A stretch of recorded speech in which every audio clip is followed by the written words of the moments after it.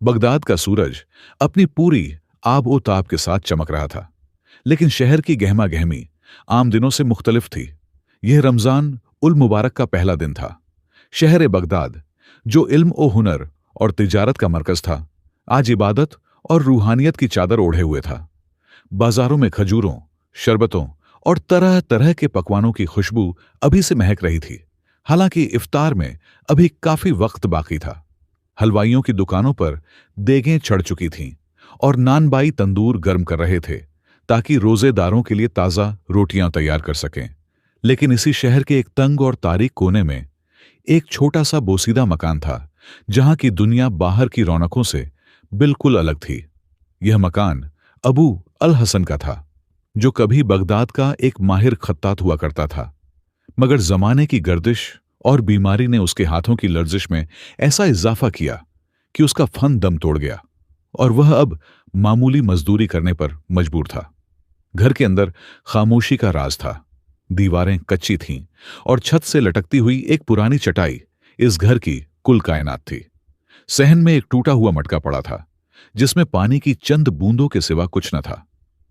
अबू अल हसन अपनी बीवी जैनब के पास बैठा था, जिसके चेहरे पर फाकों की जर्दी आयां थी, लेकिन आंखों में एक अजीब सा इत्मीनान था। उनके सामने उनका 10 साला बेटा उमर लेटा हुआ था, जो कमजोरी से निढाल था, लेकिन उसके लबों पर मुस्कुराहट थी। बाबा, उमर ने मध्यम आवाज में पुकारा। अब्बू अल हसन चौंक पड़ा और शफकत से बेटे के सर पर हाथ रखा। जी मेरे बच्चे, क्या आज इफ्तार में हम वह मीठा शरबत पिएंगे जो बाजार में बिकता है? उमर ने मासूमियत से पूछा। मुझे बहुत प्यास लगी है, लेकिन मैंने रोजा नहीं तोड़ा। यह सवाल अब्बू अल हसन के दिल पर किसी खंजर की तरह लगा।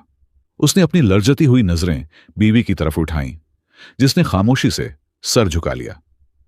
घर में सहरी के वक्त भी खाने को कुछ नहीं था, बस पानी के चंद घूंट पीकर उन्होंने रोजा रखा था। और अब इफ्तार का वक्त करीब आ रहा था, लेकिन घर में एक खजूर का दाना तक मौजूद न था। हाँ बेटा, अब्बू अल हसन की आवाज भर्रा गई। अल्लाह बड़ा कारसाज है, वह अपने मेहमानों को भूखा नहीं रखता।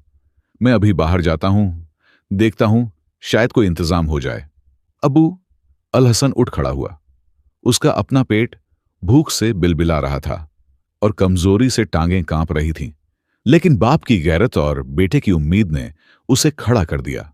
जैनब ने उसे दरवाजे तक छोड़ा। अब्बू अल हसन, जैनब ने धीमी आवाज में कहा, खाली हाथ भी लौट आए तो गम न करना, हम पानी से इफ्तार कर लेंगे। बस दुआ करना कि अल्लाह हमारे सब्र को कबूल कर ले। अबू अल हसन ने बीवी की तरफ देखा, जिसके सब्र ने उसे हमेशा हौसला दिया था, लेकिन आज उसका दिल खौफजदा था। क्या वह अपने मासूम बच्चे को इफ्तार के वक्त भी भूखा देखेगा? वह घर से निकला और बगदाद की तपती हुई गलियों में चल पड़ा। बाजार में जिंदगी का शोर था। अमीर ताजिर रेशमी लिबास पहने खच्चरों पर सामान लादे गुजर रहे थे। दुकानें नेमतों से भरी हुई थीं। एक तरफ भुनी हुई मछलियों की महक थी, तो दूसरी तरफ गर्म हलवे की भाप उठ रही थी। अबू अल हसन अपनी जेब टटोलता रहा, जहां हवा के सिवा कुछ न था। वह मजदूरों के अड्डे पर पहुंचा, जहां लोग काम के लिए खड़े थे। आज पहला रोजा था, इसलिए ज्यादातर लोग काम करवा चुके थे या अपनी दुकानें समेट रहे थे। कोई काम है? उसने एक ताजिर से पूछा, जो कपड़े के थान समेट रहा था। ताजिर ने हकारत से उसके मैले कुचैले कपड़ों और कमजोर जिस्म को देखा। अब क्या काम होगा मियां, असर का वक्त होने वाला है, जाओ घर जाकर अल्लाह अल्लाह करो। अब्बू अल हसन मायूसी से आगे बढ़ गया। वह मस्जिद के करीब से गुजरा, जहां अमीर लोग खैरात बांट रहे थे, लेकिन उसकी खुददारी ने उसे हाथ फैलाने से रोक दिया। वह एक कारीगर था, भिखारी नहीं। उसने सोचा कि शायद कोई छोटा मोटा बोझ उठाने का काम मिल जाए, लेकिन उसकी कमजोर हालत देखकर कोई उसे काम देने को तैयार न था। सूरज मगरिब की जानिब झुकने लगा था। साए लंबे होने लगे। हर गुजरते लम्हे के साथ अब्बू अल हसन के दिल की धड़कन तेज होती जा रही थी। उमर का चेहरा उसकी आंखों के सामने घूम रहा था। बाबा, मीठा शरबत। वह थक हार कर दजला नदी के किनारे एक पुराने दरख्त के नीचे बैठ गया। उसकी आंखों से आंसू बहने लगे। ऐ रब्बे कायनात, उसने आसमान की तरफ देखकर फरियाद की। तू जानता है कि मेरे पास कुछ नहीं है, मैं अपने लिए नहीं मांगता, लेकिन इस मासूम बच्चे का क्या कसूर है जिसने तेरी रजा के लिए पहला रोजा रखा है? क्या आज तेरा यह बंदा अपने बेटे के सामने शर्मिंदा होगा? अभी वह दुआ मांग ही रहा था कि उसकी नजर कुछ फासले पर पड़ी। नदी के किनारे रेत और घास के दरमियान एक चमड़े की थैली पड़ी थी। यह कोई आम थैली नहीं थी, बल्कि इस पर सोने की तारों से कढ़ाई हुई थी और वह खासी वजनी लग रही थी। अबू अल हसन का दिल जोर से धड़का। उसने इधर उधर देखा, कोई भी आसपास नहीं था। दूर दूर तक साहिल वीरान था। वह कांपते कदमों के साथ थैली के करीब गया। उसने झुककर थैली उठाई। वह वाकई वजनी थी। उसने डरते डरते थैली की डोरी खोली। अंदर का मंजर देखकर उसकी आंखें खैरा रह गईं। थैली के अंदर सुर्ख और सुनहरे दीनार चमक रहे थे। इतने दीनार कि वह न सिर्फ आज का इफ्तार खरीद सकता था, बल्कि पूरी जिंदगी ऐशो आराम से गुजार सकता था। यह एक खजाना था। एक लम्हे के लिए भूख, प्यास और गुर्बत सब कुछ उसके जहन से महव हो गया। शैतान ने फौरन वसवसा डाला, अबू अल हसन, यह तेरी दुआ का जवाब है। अल्लाह ने गैब से मदद भेजी है, उठा ले इसे। जा और अपने बेटे के लिए बेहतरीन खाना खरीद, अपनी बीवी के लिए नए कपड़े ले, अपना मकान पक्का करवा। यह तेरा हक है, तूने ही इसे पाया है। उसके हाथ दीनारों को छू रहे थे। सोने की ठंडक उसे सुकून दे रही थी। वह तसव्वुर में देख रहा था कि वह बाजार जा रहा है, गोश्त, फल, शरबत और मिठाइयां खरीद रहा है। वह घर पहुंचता है और उमर खुशी से तालियां बजाता है। ज़ैनब की आंखों में आंसू नहीं, बल्कि खुशी की चमक है। लेकिन फिर एक और ख्याल आया, यह माल तेरा नहीं है। उसके वालिद की नसीहत उसके कानों में गूंजी, बेटा, भूख बर्दाश्त कर लेना, मगर हराम का निवाला कभी हल्के से नीचे ना उतरने देना। हराम की चमक आरजी है, मगर उसकी आग अब्दी है। अब्बू अल हसन कश्मकश में मुब्तिला हो गया। सूरज तेजी से गुरूब हो रहा था। इफ्तार में बमुश्किल आधा घंटा बाकी था। अगर वह यह थैली रख लेता है तो उसकी सारी मुश्किलात खत्म। कोई नहीं जानता कि यह यहां पड़ी थी, और अगर वह इसे छोड़ देता है या इसके मालिक को ढूंढता है तो घर में वही भूख और प्यास उसकी मुंतजिर है। उसने थैली को बंद किया। उसका दिल जंग का मैदान बना हुआ था। एक तरफ बेटे की प्यास थी, दूसरी तरफ ईमानदारी का बोझ। अचानक उसे थैली के निचले हिस्से पर एक मुहर लगी हुई नजर आई। यह बगदाद के सबसे अमीर और मशहूर ताजिर शेख हम्माद की मुहर थी। शेख हम्माद, जो अपनी सखावत के लिए मशहूर था, लेकिन साथ ही अपने सख्त उसूलों के लिए भी जाना जाता था। अब्बू अल हसन खड़ा हो गया। उसने थैली को अपनी कमीज के अंदर छुपा लिया। बाजार का रुख करने की बजाय उसके कदम शहर के अमीर तरीन इलाके की तरफ उठने लगे, जहां शेख हम्माद की हवेली थी। रास्ते भर शैतान उसे बहकाता रहा, पागल हो गए हो? शेख हम्माद के पास तो पहले ही बहुत दौलत है, इस एक थैली से उसका क्या बिगड़ जाएगा? मगर तुम्हारी तो दुनिया संवर जाएगी, वापस मुड़ जाओ, अभी भी वक्त है। वह बाजार के बीच से गुजरा। कबाबों की खुशबू ने उसे दीवाना कर दिया। उसका जी चाहा कि बस एक दीनार निकाले और सब कुछ खरीद ले। सिर्फ एक दीनार, थैली में हजारों थे। एक दीनार कम भी हो गया तो क्या पता चलेगा। लेकिन वह रुका नहीं। वह चलता रहा, यहां तक कि वह एक आलीशान हवेली के सामने पहुंच गया। यह शेखा हम्माद का घर था। दरवाजे पर पहरेदार खड़े थे। अबू अल हसन ने आगे बढ़कर एक पहरेदार से कहा, मुझे शेखा हम्माद से मिलना है, बहुत जरूरी काम है। पहरेदार ने उसके फटे हुए कपड़ों को देखा और धक्के से पीछे कर दिया। चल हट यहां से। शेख साहब इफ्तार की तैयारी कर रहे हैं, फकीरों के लिए खैरात का वक्त बाद में होगा। मैं भीख मांगने नहीं आया, अबू अल हसन ने सख्ती से कहा, हालांकि उसकी आवाज भूख से कांप रही थी। मेरे पास शेख की एक अमानत है, अगर तुमने मुझे न जाने दिया तो इस नुकसान के जिम्मेदार तुम होगे। पहरेदार हंसने लगा, तेरे पास शेख की अमानत?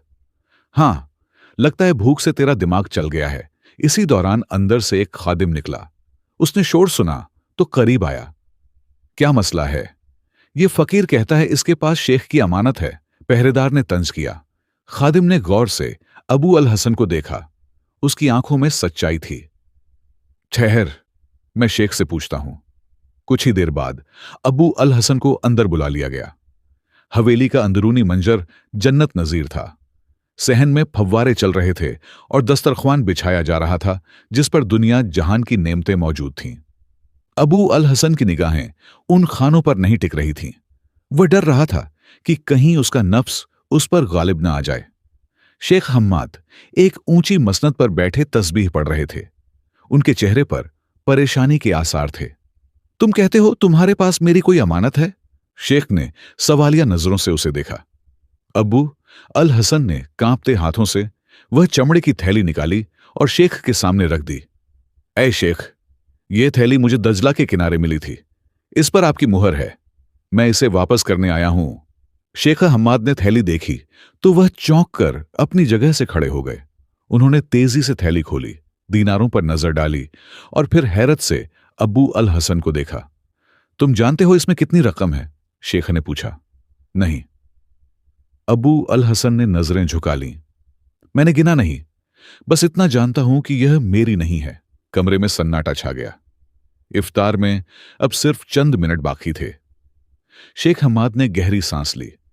यह थैली मेरे लिए मेरी जान से ज्यादा कीमती थी, लेकिन इसके अंदर जो है वह दीनारों से ज्यादा अहम है। फिर शेख ने एक अजीब बात कही। ऐ अजनबी, तुमने इसे वापस लाकर बहुत बड़ा एहसान किया है, लेकिन मैं तुम्हें बता दूं, मैंने यह थैली गुम नहीं की थी, बल्कि मैंने इसे आजमाइश के लिए वहां रखवाया था। अबू अल हसन हैरान रह गया। आजमाइश? हां। शेख मुस्कुराए, मगर उनकी आंखों में एक पुरस्रार चमक थी।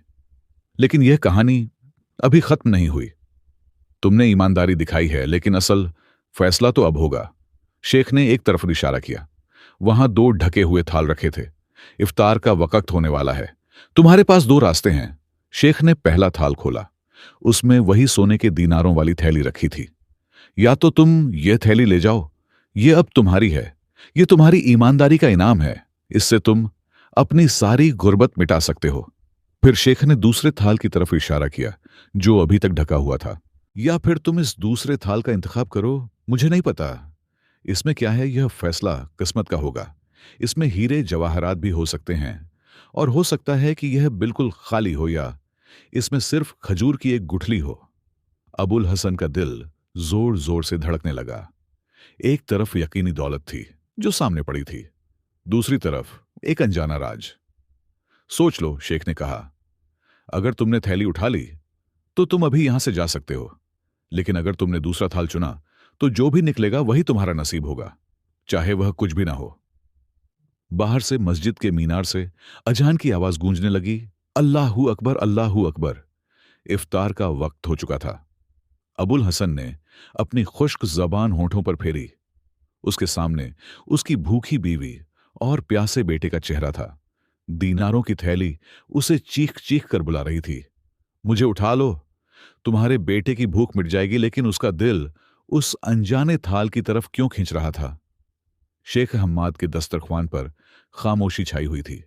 एक तरफ सोने के दीनारों से भरी थैली थी, जिसकी चमक किसी भी इंसान का ईमान डगमगाने के लिए काफी थी, और दूसरी तरफ वह ढका हुआ थाल, जिसके नीचे क्या था कोई नहीं जानता था।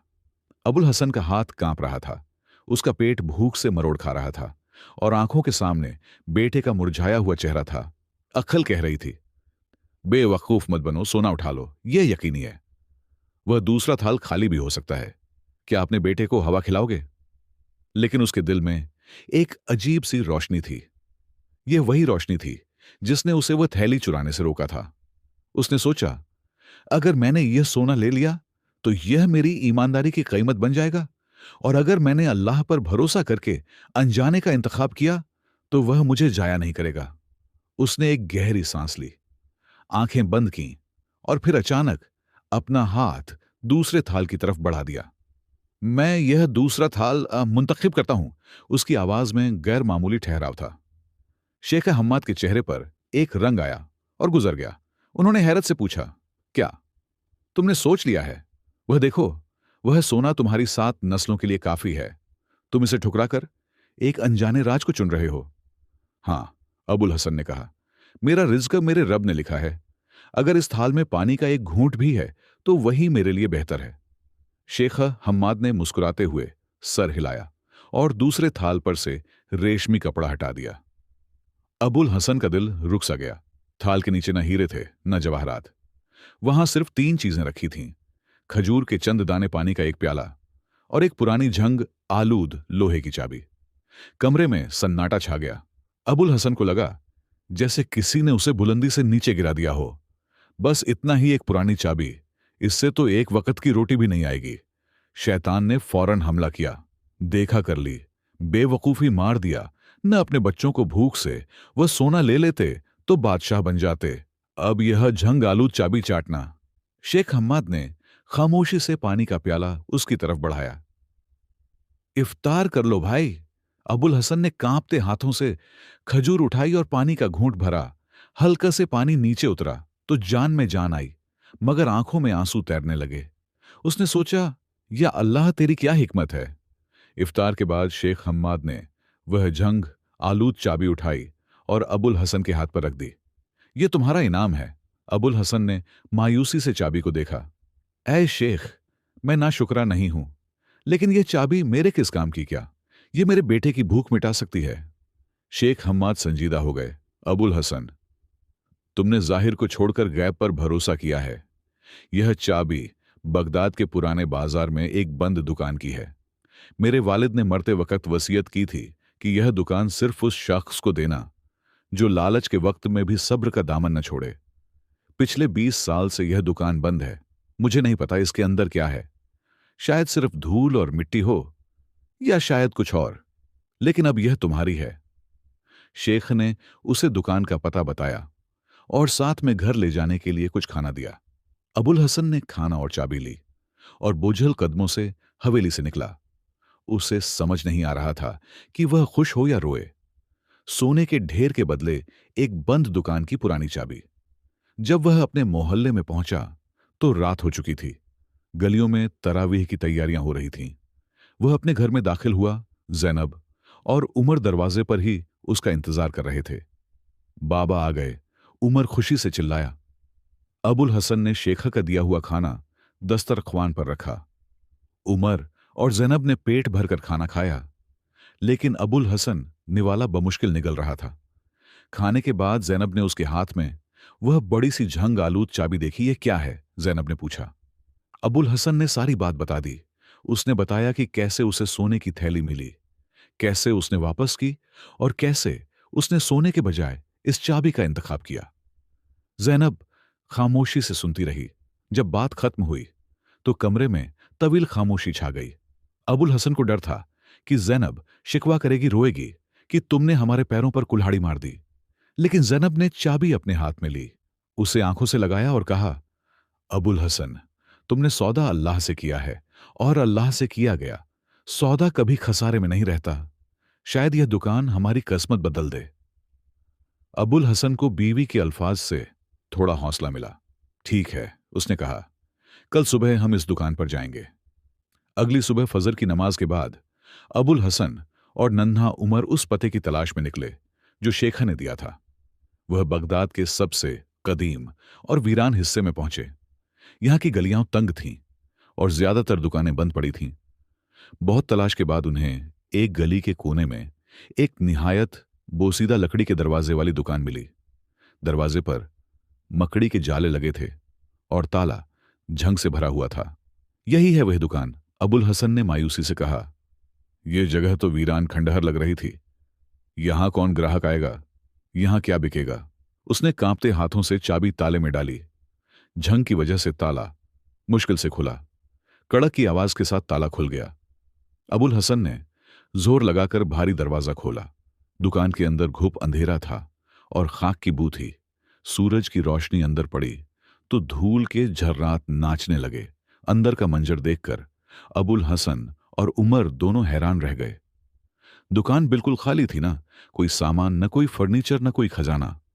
सिर्फ दीवारों पर लकड़ी के कुछ पुराने शेल्फ बने हुए थे जो बिल्कुल खाली थे, और फर्श के बीचों बीच एक अजीब सी चीज रखी थी। वह एक लकड़ी का बड़ा सा संदूक था जिस पर धूल की मोटी तह जमी हुई थी। उमर दौड़कर संदूक के पास गया। बाबा, शायद इसमें खजाना हो। अबुल हसन के दिल में फिर से उम्मीद जागी। क्या शेख के वालिद ने इसमें सोना छुपा रखा था? वह तेजी से आगे बढ़ा। संदूक पर कोई ताला नहीं था। उसने बिस्मिल्लाह पढ़कर ढक्कन उठाया। अंदर का मंजर देखकर उसकी रही सही उम्मीद भी टूट गई। संदूक में सोना नहीं था। उसमें कागजों के पुराने रोल, सूखी हुई स्याही की कुछ दवातें और बांस के कुछ कलम पड़े थे, और सबसे ऊपर एक चमड़े का टुकड़ा रखा था जिस पर कुछ लिखा हुआ था।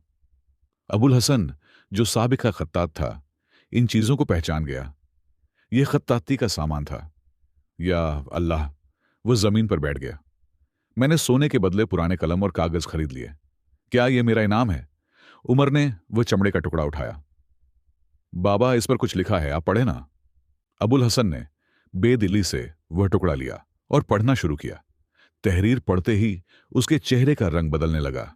उसके हाथ कांपने लगे। यह नहीं हो सकता, वह बड़बड़ाया। अभी वह हैरत में था कि अचानक दुकान के बाहर घोड़ों की टापों की आवाज आई। कौन है यहां? एक रोबदार आवाज गूंजी। अबुल हसन ने मुड़कर देखा। दुकान के दरवाजे पर शाही लिबास में मलबूस दो सिपाही खड़े थे, और उनके पीछे एक आलीशान घोड़े पर खुद शहर का काजी सवार था। काजी ने दुकान के अंदर झांका, और उसकी नजर उस खुले हुए संदूक और अबुल हसन के हाथ में मौजूद चमड़े के टुकड़े पर पड़ी। काजी की आंखें फटी की फटी रह गईं, और तेजी से अबुल हसन की तरफ बढ़ा। तुम्हें यह गुमशुदा वसीयत कहां से मिली? हम इसे 10 साल से ढूंढ रहे हैं। अबुल हसन को अंदाजा भी नहीं था कि उसके हाथ में जो कागज है वह बगदाद की तारीख का सबसे बड़ा राज है, जो या तो उसे तख्ता-ए-दार पर लटका सकता है या फिर उसे अमीर तरीन आदमी बना सकता है।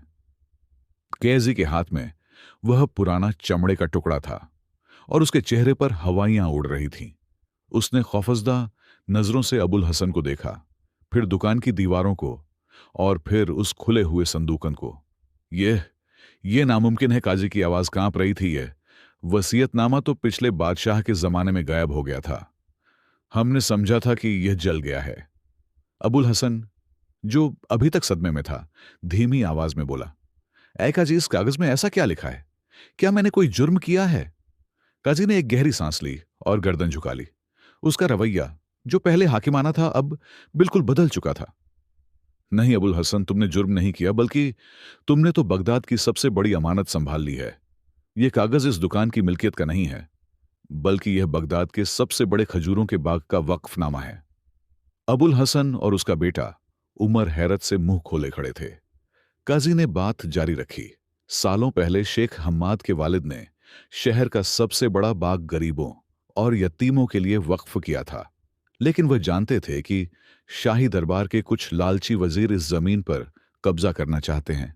इसलिए उन्होंने असली कागजात गायब कर दिए।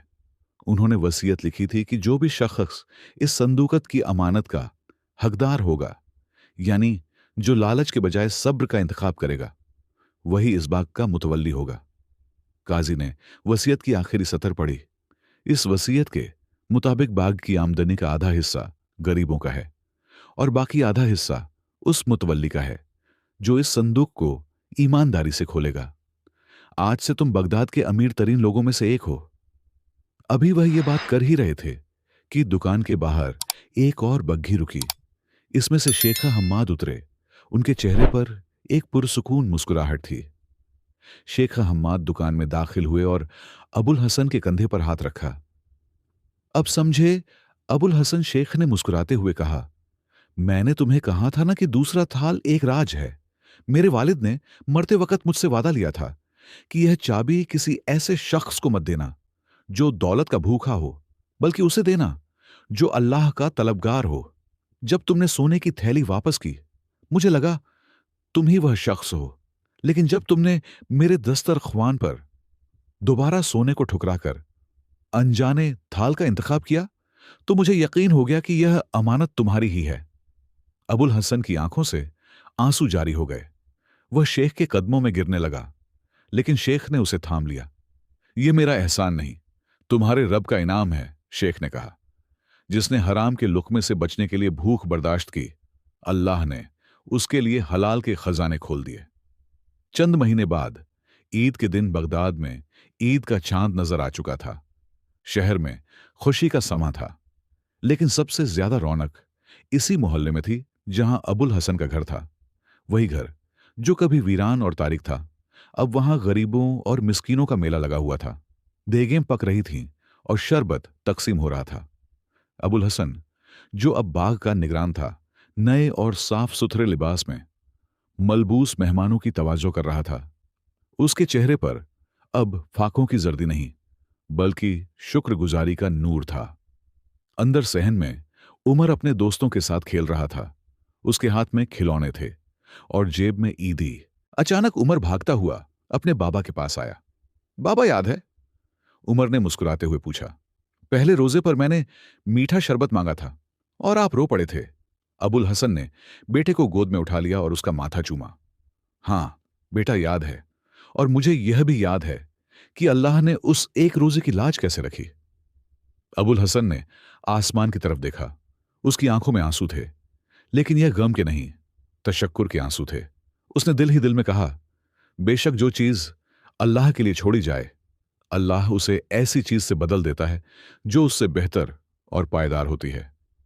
उस रात बगदाद के उस गरीब घर में कोई भूखा नहीं सोया, और वह झंग आलूद चाबी और वह पुराना संदूक अब भी उनके घर के सबसे ऊंचे ताक पर सजे थे, ताकि आने वाली नस्लें याद रखें कि ईमानदारी सबसे बड़ा खजाना है।